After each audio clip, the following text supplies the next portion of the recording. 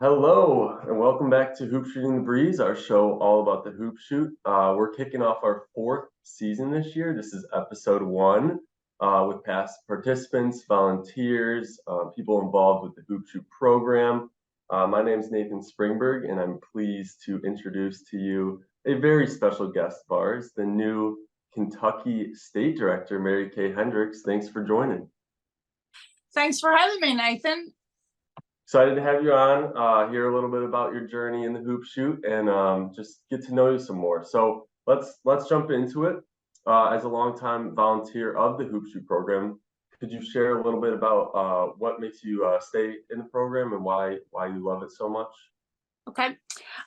So about 11 to 12 years ago, Terry McMichael and his wife Angie and Jimmy Fuller and his wife Michelle, they are really big into the hoop shoot, which Terry is the regional 9 director. And they asked my husband Jay and I if we would like to volunteer. And I was big into sports when I was in school, and I of course was a basketball player and stuff. So I was like, sure. And so I started rebounding. That's what I first started doing. So the first few couple years I rebounded, and then they said, well, I think you can start doing some scoring and all this. So I did that. And then the local director, he kind of was like, would you like to help me out? And I was like, sure, why not? And so he would do his things and I would do mine, and I would get things together and help him. So that, and I still continue to do that to this day with a local director. And then 2 years ago, they asked me if I would be the East District Director here in Kentucky. And because Jimmy Fuller was the East Director, and he wanted to kind of step away from being the director, but he still participates in the hoop shoot. Right. So, and then too, at that time, they had a new state director too, which was JT Catlett. And so he's like, okay, I would like to be state director for 5 years. And once that is done, then I want to turn it over to you. And I was like, okay, sure, why not? So I took that, and I kind of was watching him and also doing what I was doing as the East District Director. And so then this year in January, Terry was coming back from the East shoot, and he calls me and he says, I need to talk to you before our shoot next weekend. And I'm like, oh no, have I done something wrong, or what have you? And he said, oh no, it's good. And of course his wife was like, oh, you've got to tell her, we can't just spring this on her. Yeah. And so we met with JT, and we met with Jimmy, and of course all of our spouses. And JT was ready to just step away. He has grandkids that he wants to, spend more time and do with their activities. So they asked me to be it. So that 5 years only turned into 2. Yeah, exactly. I think that's so funny. You just did not expect that. You did not see that coming, and you just got thrown into it. But you were nervous that something was wrong. Yes. Yes. So then this year in July, I got to come to Minnesota for the national convention for the hoop shoot training. Yeah. Yep. And which, that was great. I loved it and loved meeting all the other people that were there and stuff. So, so here it is. And I believe that I am the first female state director for Kentucky. Yep, I believe that to be correct, and that's a great accomplishment. Something to be super proud about, and I think you're gonna crush it. So we're really excited to have you on board, especially at Kentucky. And going off a little bit how you got there, like what keeps you involved with the hoop shoot? What's like some favorite parts about the hoop shoot for you? The camaraderie. And then too, of course, the kids. Kids, they make it. They're passionate themselves. I'm passionate about it. I get emotional. And when I see those kids, when they get emotional, it gets me emotional. Right. And then, of course, watching them progress through each of the shoots.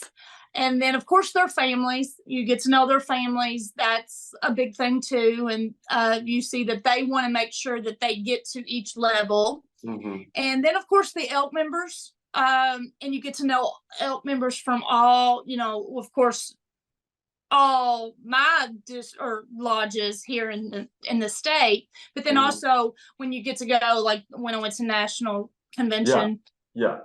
there, I got to meet so many of them, from other states. So, Right. and you're going to make friends and you'll be in contact with all of them. So that's kind of it. Yeah, no, I think those are great points and great reasons to love the program. I think the camaraderie is one of my favorite things. Just seeing, and I've only been involved for a couple of years now, but just seeing the same families or people that you know and that you've seen grow, especially the kids, like seeing the kids grow, that's a pretty special thing. And if they get to get better and better, you really get to see what they become. But in the Hoop Shoot program, we have a consistent saying that we unleash the grit within the competitors by putting them through, tough situations, adverse situations. Something that I like to note is the silent part of the contest. It's something uncomfortable, it's different. So we try to put them through these situations and see how they respond. But what do you think grit is? And if you have one, do you have a story about grit? Grit to me is overcoming adversity, willing to put the work in as you achieve a goal. And they're always doing this, Yeah. they're always practicing, and they'll say, "Hey, I practiced. I'm like, good, good," and then the confidence that it gives them, uh, and knowing that they can set their mind to it, and it just gives them, they're going for a goal, and the confidence that you see each shoot that they Hmm. have gained from Hmm. each shoot. Um, and then, of course, staying focused, you know, Yeah. um, they do stay focused um, when they're out there shooting.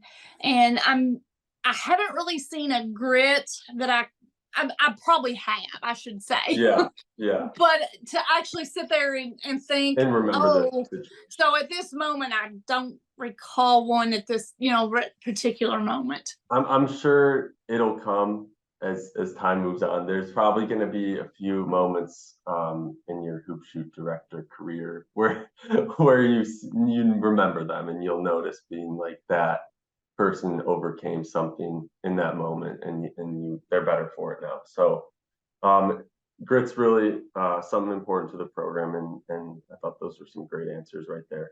For many years now, the state of Kentucky has hovered about around the 75% lodge reports. And what that is we ask all our lodges to report for their contest, just letting us know, hey, we had a contest, hey, we didn't have a contest, or we had this many people at our contest. It gives us numbers. It's good for us to track who has contests and who doesn't. Um, but how do you think you can help Kentucky achieve the 100% reporting goal? I would like to achieve the 100% reporting for Kentucky by reaching out to each of the lodge, whether that is by email, Facebook, Right. going to their lodge and actually meeting them. But of course, I do have a full time job. And so that kind of limits me on that a little bit. But if I could, reach out to them, social media, phone, email, all that good stuff, Hmm. then and see, hey, why did you not report this past year? Why Yeah. did you have a shoot? Did you not have a shoot? Or did you just, do you not have a local director that needs to be put into the Yeah. system, or, that kind of stuff? So I would Communication and love to do that. relationship. Yes. Like Yes. if you can build the relationship and there's that communication point, you Yes. can really get to know them and get to know what I mean. So people have reasons for not having a contest.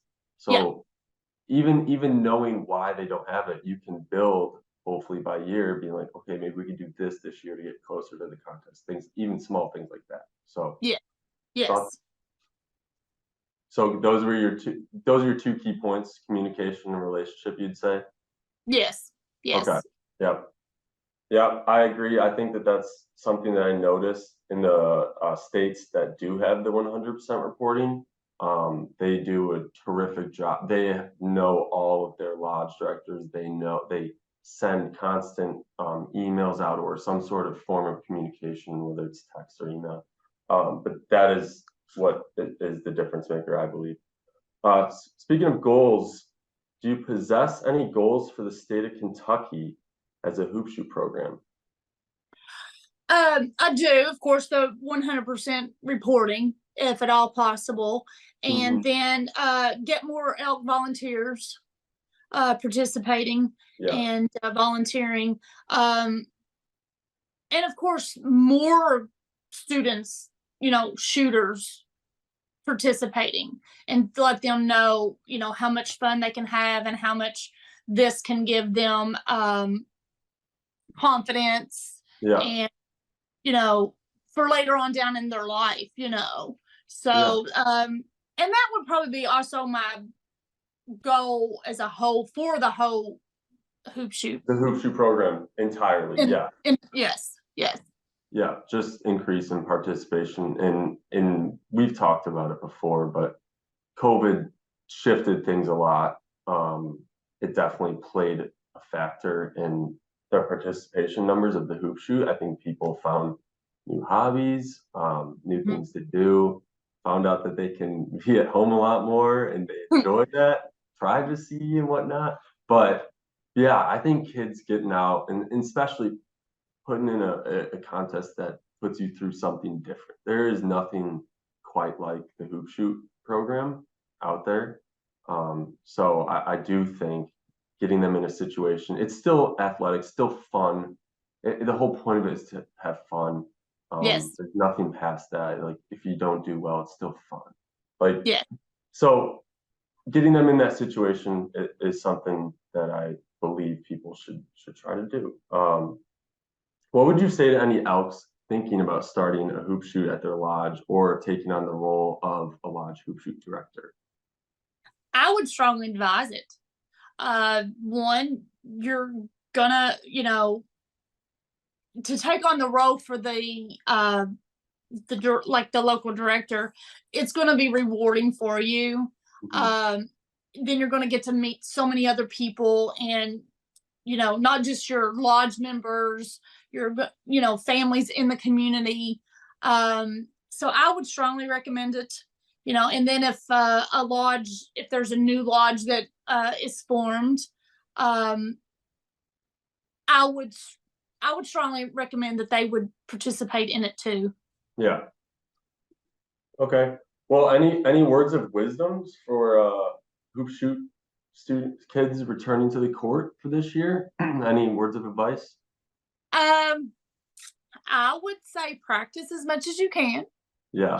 and don't hesitate to call us and ask us questions, and also just enjoy it and Hmm. embrace it, and be able to come and make new friends because they all seem to be friends once the shoot's over.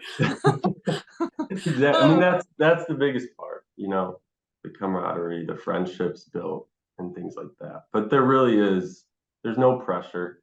It's mm-mm. everyone has a chance if you try it. So I definitely, I definitely hope we can get a lot of kids to come out this year and participate in the contest, and hopefully the Yes. state of Kentucky does as well. Yeah. But thank you for joining me, Mary Kay. We'll be back next month for another exciting interview. Before we go, the service scorecard is starting now. Get your creativity caps on because the service scorecard has a whole new and fun way to win prizes, a virtual engagement opportunity. The service scorecard combines service, the elk spirit of volunteerism, and fun.